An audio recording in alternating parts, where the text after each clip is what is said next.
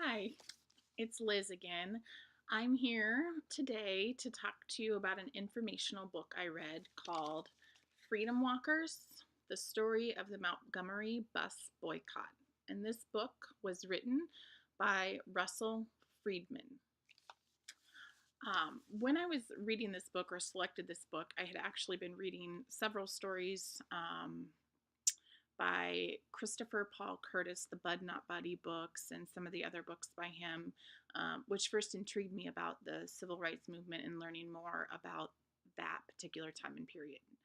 And so when I was reading those books, I started looking for nonfiction books that dealt with that particular period and stumbled across this book called Freedom Walkers. Freedom Walkers, like I said, is an informational book. And what I like about this book is it combines a lot of information written at a level that middle school students could understand, but also it includes lots of photographs from that time period that really illustrate what the author is trying to get across. Russell starts his book out by introducing us to the time period and the plight of what was happening in the South with the Jim Crow laws, and especially highlighting the laws about bus segregation and how people that were African Americans had to sit behind a certain point on the bus.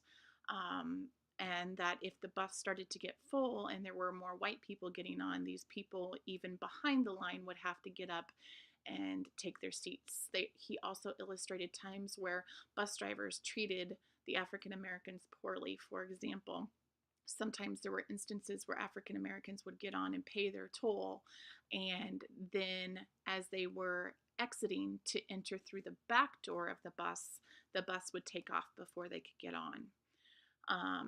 Again, this was just one particular segregation that was having a huge impact on the African American community. And for the citizens of Montgomery, Alabama, they decided that this was a particular fight that they were going to take to the courts and prove once and for all that segregation was impeding their constitutional rights. If you're anything like me, you probably have heard of Rosa Parks' story.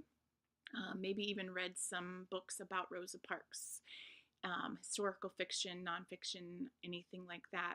But what I hadn't read much about were these other characters in history that also dealt with the buses and the unfair system and tried to fight the system early on before Rosa Parks' name was even known. Some of the names that Freedman mentions are Joanne Robinson, and let me make sure I say her name correctly, Claudette Colvin. These two ladies were also ladies that had instances on the bus where they had to give up their seat. In the first case, Joanne's case, hers was a story of being out Christmas shopping and falling asleep on the bus because it was late and she had a busy day at work and had done all this extra stuff after work. And she was woken up to these angry faces of her claiming that she was refusing to give her seat up. The next story of Claudette, Claudette actually refused to give her seat up and she was arrested. Again, she was not the first one to be arrested for refusing to give up a seat on the bus, but hers was one of the first cases that they tried to take to court.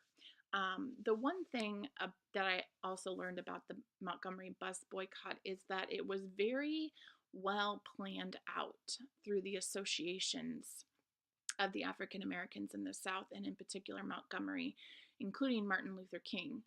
And they were very careful and selective about the cases they put forth to make sure that these were people that were very credible and had nothing in their history that they were a bad person. So Rosa Parks was actually, again, not the first one that had been arrested or refused to give up her seat on the bus. But she happened to be somebody of great standing in the community, and one that they thought they could take her case to court and win, and have a strong person that was able to defend her case and defend her story, and stand up to the scrutiny that they knew she would go through by making the case public and going to the federal court system. So that was kind of the beginning of the Montgomery bus boycott.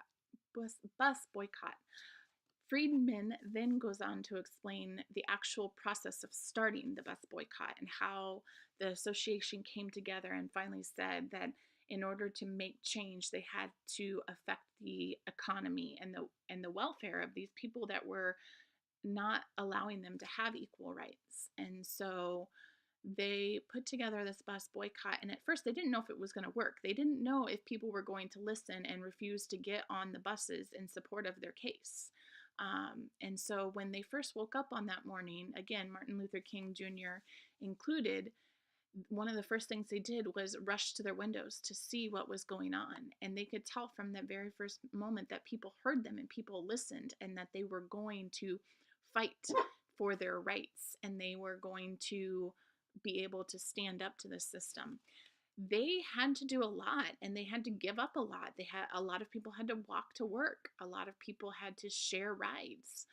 At one point, taxi drivers, African American taxi drivers, were giving rides for free, and they continued doing that until they put the courts or lawyers put into place that the taxi drivers couldn't give rides for free for some legal technicality.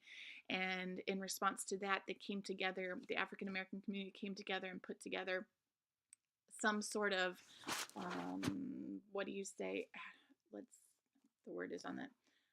Like, a community system where they would give each other rides, and it was very intricate, and they knew exactly who was picking up who and who needed to go where, and they came together and joined together and banded together to make sure that this bus boycott was successful. And one of the reasons that this went down in history is because this is the first boycott that was successful. It was successful in the fact that they were able to change laws, and they were able to sit down with the owners of the bus company and the politicians and say that these Jim Crow laws in the South were a constitutional violation. And they were able to make change happen by organizing this bus boycott and standing up for what they believed in. Not just Rosa Parks and Martin Luther King, but the entire community of African Americans that gave up something in one way or another, or did something for the cause, even though their names weren't famous. Like I said, I really enjoyed this particular book, and in thinking about activities that I could use with middle school students, I thought of the standard that talks about the credibility of the author and almost like determining fact from opinion, but taking it to the next level, not just fact versus opinion, but fact versus opinion, and whether that opinion is credible or a reasonable judgment. And so a lot of authors have written about times in history. And so one challenge for students, especially in times with the internet, is deciding what is the author's bias and what do they really believe, and how does their bias affect what they're writing about. And so one thing that I would do in particular with this book is have the students look at that and have them explore through a gradual release model of fact versus reasonable judgment, and what are words that are factual and what are words that stand out to you as a judgment or an opinion. So through a chart that we would create, and again, gradual release, I would probably do a couple with them. For example, there is a page about Claudette Colvin, and it says, Claudette Colvin was an A student at all-black Booker T. Washington High School. She must have been paying attention in her civics classes, for she insisted on applying lessons that she had learned after boarding a city bus on March 2nd, 1955. We could look at the sentence in that paragraph that says Claudette Colvin was an A student at an all-black Booker T. Washington High School. And we could talk about how that's a fact. That's something that's proven through records in school and that type of thing that the author could have found. But then he goes on to say, she must have been paying attention in her civics classes. That is a reasonable judgment that we could look at and we could talk about as a class of what words in that sentence make it a reasonable judgment, and what facts might he have been basing that statement on that we heard about in this book as well. Then we would probably work in groups, and the students would have to find in a selected amount of reading, not the whole book, but maybe just a chapter of the book. They're pretty, like I said, pretty short chapters, and again, the wording is pretty easy to understand as they start to examine his credibility and being able to rank how credible he is on a scale of 1 to 5. And look at different elements of his writing that combine facts and reasonable judgment to make us as readers feel a certain way about the civil rights movement, or a certain way about the Montgomery Bus Boycott. And so we would work on that throughout the book, and really work on developing those research skills and being able to evaluate informational text for bias. So again, Freedom Walkers, highly recommended to anybody that's doing a civil rights theme. I know a lot of teachers do that, and it's a great book that most readers could access at this level and be able to comprehend and really dive in to some of those higher order thinking skills that students are going to need as they move on reading informational texts in the future. Thanks for watching.